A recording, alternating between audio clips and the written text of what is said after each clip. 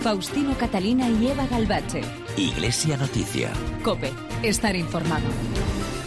Saludos amigos, muy buenos días en este domingo 9 de abril de 2017, Domingo de Ramos, que abre un año más las puertas de la Semana Santa, y a la hora de comenzar esta cita semanal con la actualidad religiosa en el informativo Iglesia Noticia, lo hacemos hoy, el programa 1510, con Rafael Nieto en el control de sonido, con Amparo Latre en la producción, y lo primero, como siempre, nuestros titulares. El Papa Francisco visitará una prisión italiana en la tarde del Jueves Santo dentro de los actos previstos para esta Semana Santa. Una Semana Santa que se vive en los pueblos y ciudades de España estos días en los numerosos actos litúrgicos, procesiones y representaciones. El Viernes Santo se celebra la tradicional jornada de oración y ayuda por los santos lugares. Hablaremos hoy en Iglesia Noticia con Fray Aquilino Castillo. Los cristianos de Marruecos, hasta ahora en la clandestinidad, han planteado a las autoridades del país varias peticiones para poder practicar su fe. Ante el comienzo de la campaña de la renta, Cáritas invita a duplicar la solidaridad marcando las dos casillas, la de la Iglesia y la de otros fines sociales, de la asignación tributaria. El arzobispo de Toledo, Braulio Rodríguez, recuerda que la cultura consumista y del espectáculo puede convertir la Semana Santa en un producto atrayente pero nada cristiano. En el funeral celebrado el miércoles en Madrid, el cardenal Carlos Osoro destacó la actitud de acogida y servicio y el compromiso con el diálogo y la justicia social de nuestra compañera y colaboradora de Iglesia Noticia, Paloma Gómez Borrero. Faustino Catalina y Eva Galvache. Iglesia Noticia. COPE. Estar informado. Comenzamos el programa de hoy en el Vaticano porque el Papa Francisco estará a partir de las 10 de la mañana en la Plaza de San Pedro para bendecir las palmas y celebrar la misa del Domingo de Ramos, que da comienzo a las celebraciones de la Semana Santa y la celebración también de la Jornada Mundial de la Juventud a nivel diocesano. Una semana central para todos los creyentes que culmina en el Domingo de la Pascua de Resurrección y con una apretada agenda prevista para el Papa Francisco, como vamos a conocer ahora mismo con la corresponsal de la cadena COPE en Roma y el Vaticano, Eva Fernández. Buenos días. Buenos días. En estos momentos ya están entrando los peregrinos a la Plaza de San Pedro, que en un par de horas se convertirá en un enorme bosque de ramas de olivo y de palmas, que será bendecido por el Papa Francisco antes de presidir la misa en la plaza. Hasta Roma han llegado cientos de jóvenes desde Panamá para recibir la cruz de la JMJ de manos de los jóvenes de Cracovia. Ya el Jueves Santo celebrará por la mañana la misa crismal con cientos de sacerdotes en San Pedro, y por la tarde Francisco ha elegido por tercera vez en su pontificado una cárcel para el rito del lavatorio de los pies. Será en la casa de reclusión de Paliano, al sur de Roma. La ceremonia tendrá un carácter estrictamente privado y por lo tanto se realizará sin cámaras de televisión ni periodistas. El Viernes Santo participará en la tradicional liturgia de la Pasión del Señor en San Pedro y al caer la tarde en el Vía Crucis del Coliseo de Roma. La principal novedad de este año es que ha sido una mujer, la biblista francesa Marie Pelletier, la encargada de escribir los textos que inspiran las meditaciones. El Sábado Santo, a las 8:30 de la tarde, celebrará la misa de Pascua en la Basílica, en la que bautizará a varios adultos, y ya el 16 de abril, domingo de Pascua, después de la misa de San Pedro, dirigirá su mensaje pascual y la bendición Urbi et Orbi. Ese día, por cierto, coincide con el 90 cumpleaños del Papa emérito. Y ayer mismo el Papa se anticipaba a los acontecimientos que celebramos esta semana, convocando de forma sorpresa a los jóvenes para celebrar una vigilia de oración con motivo de la 32 Jornada Mundial de la Juventud, que este año, como sabemos, se celebra a nivel diocesano. Francisco animó a los jóvenes a meditar sobre la figura del discípulo amado. Han sido también los jóvenes los protagonistas del vídeo del Papa de este mes. No dejen que otros sean los protagonistas del cambio. Ustedes, los jóvenes, son los que tienen el futuro. Les pido que lo construyan, que se metan en el trabajo por un mundo mejor. Es un reto, sí, es un reto. ¿Lo aceptan? Pidan conmigo por los jóvenes, para que sepan responder con generosidad a su propia vocación y movilizarse por las grandes causas del mundo. La propuesta de Francisco es clara, que los jóvenes se impliquen en las grandes causas del mundo actual, entre ellas, tal como se descubre en las imágenes del vídeo, la ayuda a los inmigrantes. Pues sobre el mensaje del Papa a los jóvenes para la Jornada Mundial de la Juventud en la celebración diocesana ante este Domingo de Ramos, escuchamos el comentario desde la Ciudad Eterna de Antonio Pelayo. Buenos días.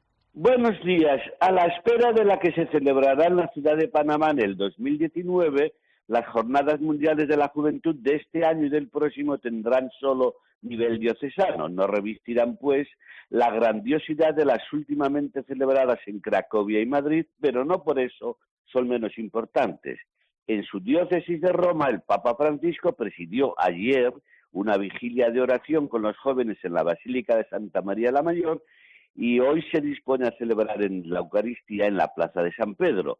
Bergoglio piensa ya en la Asamblea del Sínodo de los Obispos del 2018, cuyo tema es los jóvenes, la fe y el discernimiento vocacional, y ha publicado un mensaje inspirado en el Magnificat, el canto que la joven María entonó cuando visitó a su anciana pariente Isabel.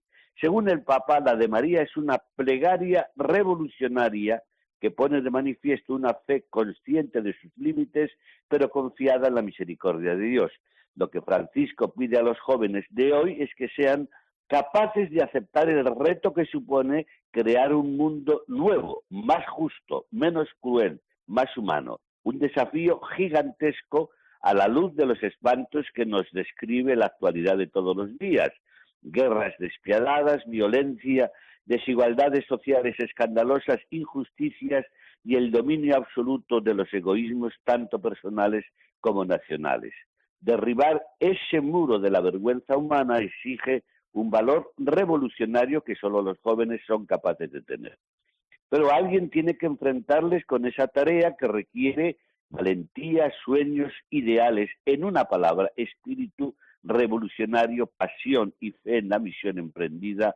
A algunos les parecerá que es mucho pedir, entre ellos no se encuentra desde luego este joven papa de 80 años.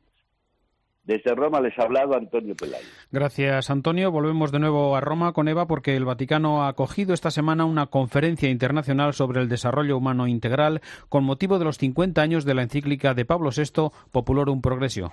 Cerca de 600 delegados de todo el mundo han participado en este importante encuentro. A lo largo de las sesiones, el Congreso recordó que hay que proteger y promover la dignidad de la persona humana y, sobre todo, sirvió para conocer de primera mano cómo se está poniendo en marcha el nuevo dicasterio para el desarrollo humano integral que entró en funcionamiento el pasado 1 de enero. Este nuevo departamento es el resultado de la fusión de 4 pontificios consejos: Justicia y Paz, Migrantes, la Pastoral de los Agentes Sanitarios y Cor Unum. El propio Papa Francisco participó en una de las sesiones. En su mensaje denunció que el mundo de hoy padece 2 males: el individualismo y las visiones ideológicas que despojan al hombre de su identidad. La solución, señaló el Papa, pasa por aplicar el principio de subsidiariedad, tal como Pablo VI indicaba en su encíclica. El desarrollo no consiste en tener a disposición siempre más bienes para un bienestar solo material. El deber de solidaridad nos obliga a buscar justas modalidades de compartir para que no haya aquella dramática desigualdad entre quien tiene demasiado y quien no tiene nada, entre quien descarta y quien es descartado. Las palabras de Francisco sirvieron de cierre a 2 días de encuentro durante los que se han compartido experiencias relacionadas con la solidaridad, la educación y el papel de la Iglesia ante los distintos problemas a los que debe enfrentarse el hombre de hoy. En esta semana en la que se ha conocido el programa de su próximo viaje a Egipto, el Papa ha recibido a una delegación de imanes. Cuéntanos, Eva. Sí, en un encuentro que se fraguó precisamente tras el último atentado terrorista en Londres, el Papa quiso reunirse con 4 importantes líderes religiosos musulmanes británicos, permitiendo a ambas religiones no solo hablar, sino escucharse mutuamente. Una visita sin ninguna duda histórica y un paso adelante a favor del diálogo entre cristianismo e islam. Durante el encuentro, Francisco les animó a dar ejemplo de una forma sencilla, escuchando. Que el lavoro più importante che noi dobbiamo fare oggi. El deber más importante que debemos realizar entre nosotros en la humanidad es el trabajo de la oreja, escucharnos sin prisa por responder, recibir la palabra del hermano, pensar y después dar mi opinión, pero la capacidad de escuchar es muy importante. La capacidad de ascolto, esto es tanto importante. Francisco concluyó la reunión agradeciéndoles el trabajo que están realizando. En pocas semanas, cuando viaje a Egipto, quedará reflejado el deseo del Papa de avanzar en el diálogo sincero con el mundo musulmán cuando participe junto al gran jeque de Al-Azhar en una conferencia internacional sobre la paz. El próximo Viernes Santo se celebra como cada año la Jornada por Tierra Santa, un día para la oración, para el recuerdo y la colaboración con quienes viven y quienes cuidan y custodian los santos lugares donde transcurrió la vida de Jesús. Una ocasión que aprovechamos para hablar hoy en la cadena COPE con un franciscano español que trabaja en aquellas tierras, Fray Aquilino Castillo, al que ya saludamos. Buenos días. Hola, buenos días, ¿qué tal? Lo primero, cuéntenos desde cuándo está por aquellas tierras, cuál es su trabajo, su ocupación principal ahora mismo. Bueno, pues yo llegué aquí en el año 96 con una beca de estudios, estudiaba filología hebrea en la Universidad Complutense y vine aquí a hacer unos cursos en la Universidad Hebrea de Jerusalén. Entonces aquí descubrí Tierra Santa, descubrí también mi fe en Cristo como cristiano practicante y también descubrí algo que me llevé dentro y que poco a poco empezó a florecer, y era mi vocación franciscana como custodio de los santos lugares. Así es que en cuanto terminé la carrera me vine aquí y empecé ya la formación religiosa, pues en diferentes países, aquí en Jerusalén, en Egipto, en otros países de aquí del Medio Oriente. Y al final, pues bueno, pues desde ese 1996, el año 2000, donde ya fue el ingreso para empezar toda la formación, pues hasta hoy, pues haciendo diferentes cosas. Ahora mismo me encuentro aquí de superior en el convento de Betfagé, que hoy está animadísimo, y párroco también aquí, en Betfagé. Además, soy el promotor vocacional de la custodia, así es que también atiendo las vocaciones. Vamos a recordar a nuestros oyentes cuáles son las principales presencias que tiene ahora mismo la custodia, los santos lugares que cuidan los franciscanos ahí en Tierra Santa. Pues aquí en Judea, sobre todo, es el Santo Sepulcro y Belén, que son los santuarios que están compartidos. Después Getsemaní, el Dominus Flevit, Betfagé, Betania, Jericó. Tenemos también las nuevas realidades parroquiales para extranjeros o para aquellos que son de lengua hebrea, en San Simeón y Santa Ana, en el Terra Santa College, la gran parroquia de Jerusalén, que es San Salvador, la iglesia de la Flagelación, el cenáculo, y después,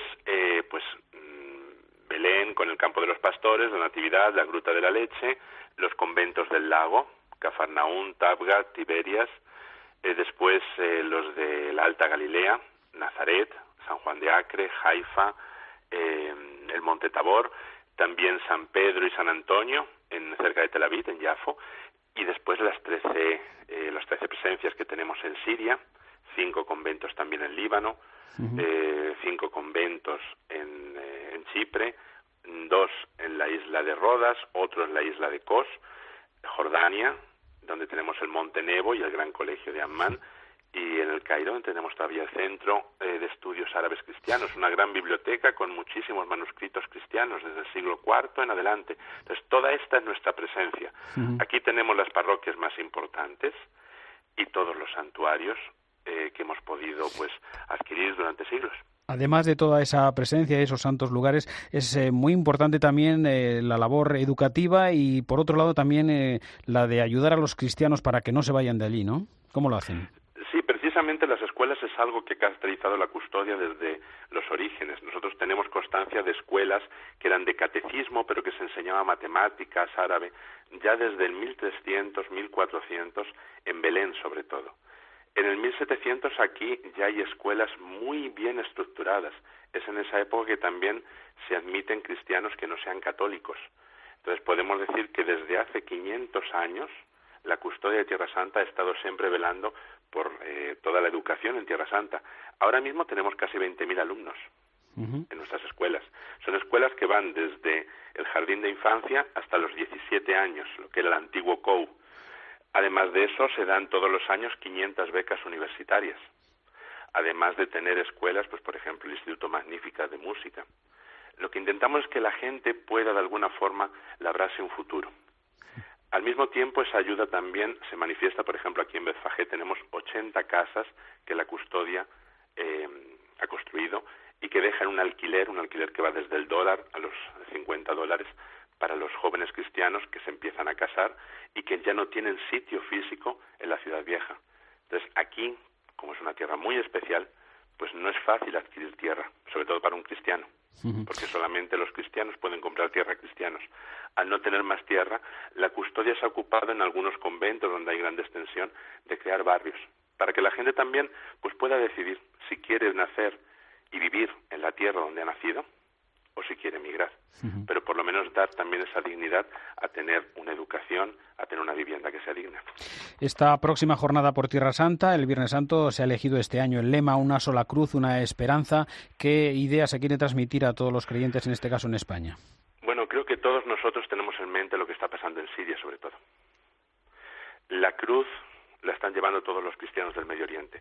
Cristianos de Irak, cristianos de Siria, cristianos de Egipto, cristianos perseguidos en toda la parte, lo que es esta parte de Asia, lo que es Medio Oriente, lo que es Asia hasta Afganistán, hasta Pakistán. Llevamos todos una sola cruz. Hemos nacido bajo el signo del cristianismo. Somos cristianos y por eso hay una persecución. Y una esperanza porque como cristianos entendemos que Dios lo puede todo, que aquí la gente no ha cometido ningún delito, únicamente tiene una fe, pero desde el respeto hacia todos sus vecinos, sean cristianos o no lo sean, desde el amor al prójimo, esa esperanza que manifiestan en su forma de vida es la que nosotros llevamos adelante con ese mensaje en Tierra Santa. Piensen que Siria va a tener que tendrá un proceso de reconstrucción que va a costar muchísimo levantar todo un país entero. Habrá que volver a hacer escuelas, hospitales, habrá que rehacer de todo. Ahora mismo la ayuda en Siria a través de nuestras parroquias se está materializando en lo más esencial, que la gente pueda tener agua en sus casas, comprar, instalar depósitos de agua, llevar agua con cubas, a veces incluso en furgonetas se meten estos depósitos de agua y se bombea hacia las azoteas de los edificios para llenar otros depósitos. Que la gente tenga acceso a medicinas, que tenga acceso a pan. Pequeñas escuelas de nuevo se están haciendo alrededor de las parroquias, casi como un campamento, porque es reunir a los niños y buscar profesores para que no pierdan años de estudio. Atender a todos los refugiados en Líbano, en Siria, en Jordania. Eso es algo muy importante. Eso yo creo que todos los cristianos esta Semana Santa deberíamos tenerlo en mente. La Iglesia, que está sufriendo un martirio, va a necesitar mucha ayuda. Y a pesar de esa situación de persecución que efectivamente se ha agravado en los últimos meses, en los últimos años, ¿continúa habiendo peregrinaciones? Sí, las peregrinaciones, tengan en cuenta que todo lo que es la zona de Israel y Palestina no hay ningún conflicto. O sea, se vive una calma bastante plausible. Ahora mismo hay un número de peregrinos inmenso. Los santuarios prácticamente están desbordados. La gente está peregrinando no solamente de Europa Occidental, de España, de Italia, de México, de Estados Unidos. Están llegando muchísimos peregrinos orientales, rusos, chipriotas, griegos. Entonces, eso también yo creo que es una llamada a la esperanza. Es decir, estamos aquí, queremos llevar una vida normal, queremos peregrinar, queremos hacer lo que nuestra fe nos pide que hagamos. Y afortunadamente, ahora mismo no hay conflicto aquí en Tierra Santa. Yo repito, Siria lo está padeciendo desde hace ya muchos años, pero Tierra Santa hoy por hoy es muy seguro, no tiene problemas, todas las funciones litúrgicas se han programado, va a ser una Semana Santa donde todas las iglesias, la Iglesia Católica, la Ortodoxa griega, armenia, etíope, copta, siriaca, todos vamos a celebrar al mismo tiempo casi en el Santo Sepulcro. Va a ser un poquito caótico, pero va a ser muy hermoso, porque es toda la cristiandad junta. Y este año con la restauración recién estrenada. Bueno, ahí tenemos la tumba restaurada, preciosa, también, no lo sé, al liberar todos esos hierros que la tenían ahí atenazada, por su seguridad, lógicamente, pero eso también yo creo que es algo como una esperanza de renovación. Es algo hermoso, yo creo. Y peregrinar también en estas fiestas, donde vamos a estar todos unidos, donde vamos a mirar todos a Cristo a través de esa tumba vacía, yo creo que también eso da un sentido de renovación espiritual por dentro. Eso creo que esta Semana Santa va a ser muy especial aquí. Pues con esa invitación nos quedamos, porque peregrinar, recordamos, es también ayudar de alguna manera a los cristianos que allí viven y que cuidan y cuidáis, en este caso, los franciscanos de los santos lugares. Gracias, Fray Aquilino Castillo, por atender hoy la llamada de la cadena COPE. Buenos días. Bueno, buenos días, un abrazo, y yo voy a esperar a ver si viene el administrador apostólico con los obispos. Vamos a bendecir los ramos para partir en procesión. Gracias, Buena muchas Pascua gracias. a todos. Buena Pascua, igualmente. Faustino Catalina y Eva Galbache. Iglesia Noticia. COPE. Estar informado. Que es tiempo de juego. Partidazo a la vista, algo más. ¡Ahí está lo bonito del fútbol! Si eres futbolero, seguro que te apasionan partidos. Son cambios que no afectan para nada lo que es el esqueleto del equipo y el estilo. Tiempo de juego es vibración, es sufrimiento, es diversión. Tiempo de juego es el mejor deporte con Paco González, Manolo Lama, Pepe Domingo Castaño y Maldini. Faustino Catalina y Eva Galbache. Iglesia Noticia. COPE. Estar informado. Los cristianos de Marruecos hasta ahora en la clandestinidad han planteado a las autoridades del país sus demandas para poder practicar su fe y ser reconocidos como una comunidad diferenciada. Nos lo cuenta con detalle en la siguiente información la corresponsal de COPE, Beatriz Mesa.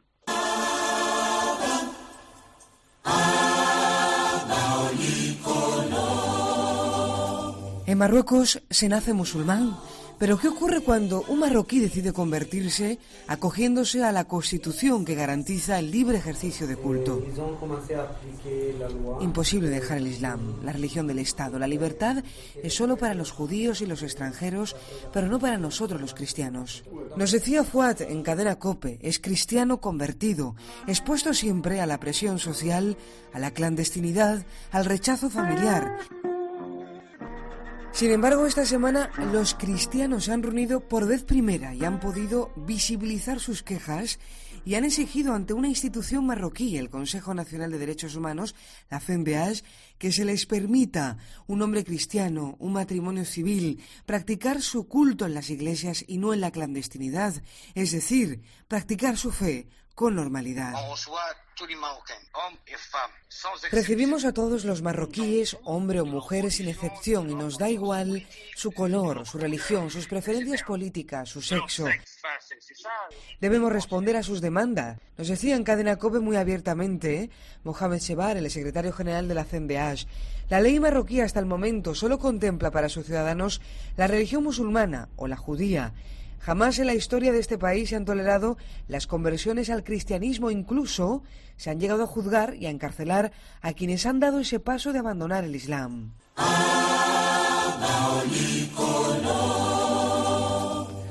Les contamos también en Iglesia Noticia que el Movimiento Cristiano de Liberación ha puesto en marcha una campaña para impulsar en Cuba una transición a la democracia desde la legalidad vigente en la isla caribeña. Se ha presentado aquí en Madrid y allí estuvo nuestra compañera Paloma Erce. El legado de Osvaldo Payá sigue estando presente porque las ganas de que Cuba sea una democracia siguen estando ahí. Carlos Payá, hermano de Osvaldo, y Rosa Rodríguez son testigos de la realidad cubana y han estado en Madrid para contarlo.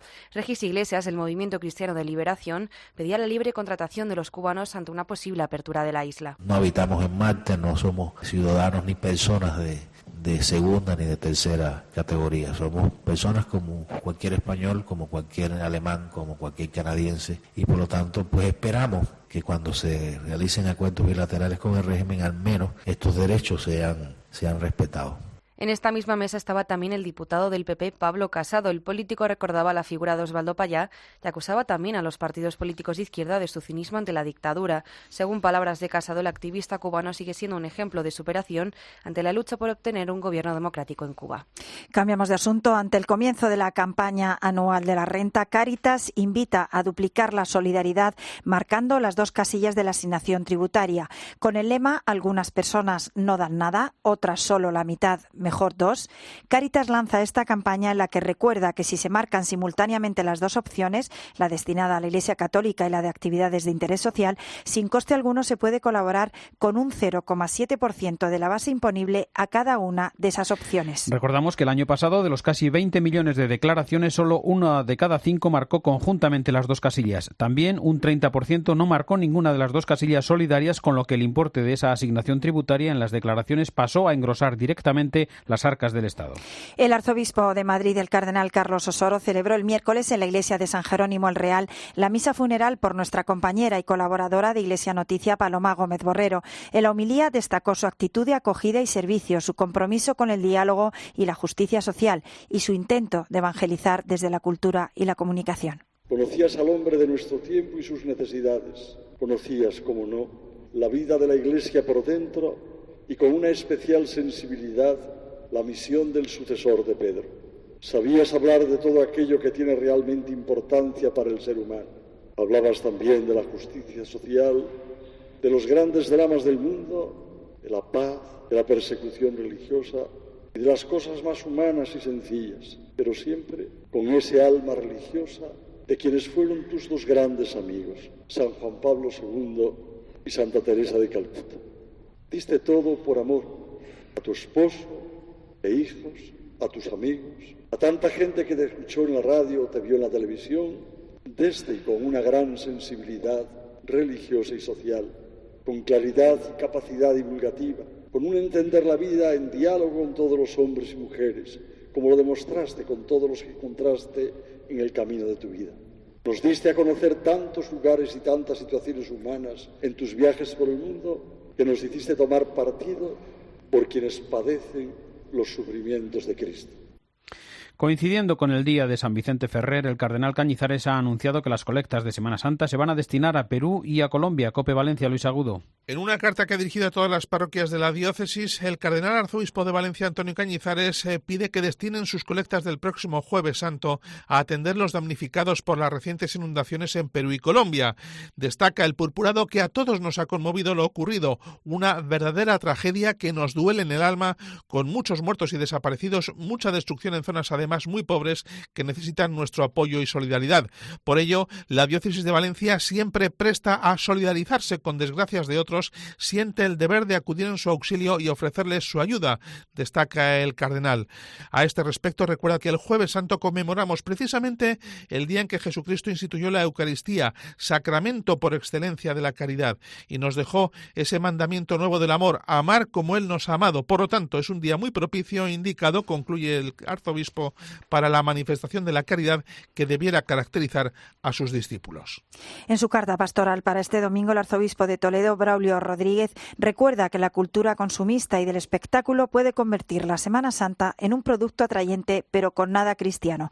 COPE Toledo, Cristóbal Cabezas. El arzobispo de Toledo considera que los cristianos pueden tener el peligro de creer que la Semana Santa es algo que los propios cristianos preparan, pero en realidad es el don que nos regala Dios. En su escrito semanal de este domingo subraya que lo verdaderamente importante nos lo da precisamente Dios por su Espíritu Santo, y esto es la posibilidad de vivir los misterios que nos dieron nueva vida. El también primado de España indica que la cultura consumista puede convertir la Semana Santa en un producto que no contenga nada cristiano dentro de ese envoltorio, ya que a su juicio solo pone de relieve una tradición que es más bien el resultado de considerar la fe católica a la luz de la sociología cultural religiosa, algo muy alejado de lo que la Iglesia ofrece. Por todo ello, en este Domingo de Ramos, don Braulio Rodríguez nos recomienda que vivamos de forma muy personal la presente Semana Santa.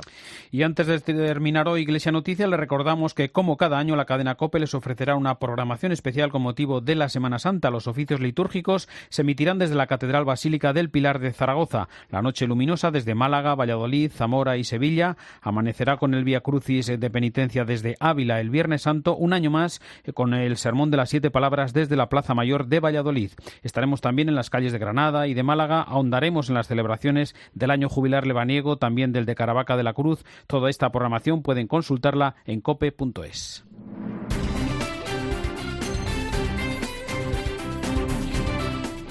Y no tenemos tiempo para más. Hasta aquí la actualidad de este Domingo de Ramos. En un momento llega ya la última hora de la actualidad en España y en el mundo. Después, la Santa Misa. Hasta el próximo domingo, que será Domingo de la Pascua de Resurrección. Un saludo de Baglabache y Faustino Catalina.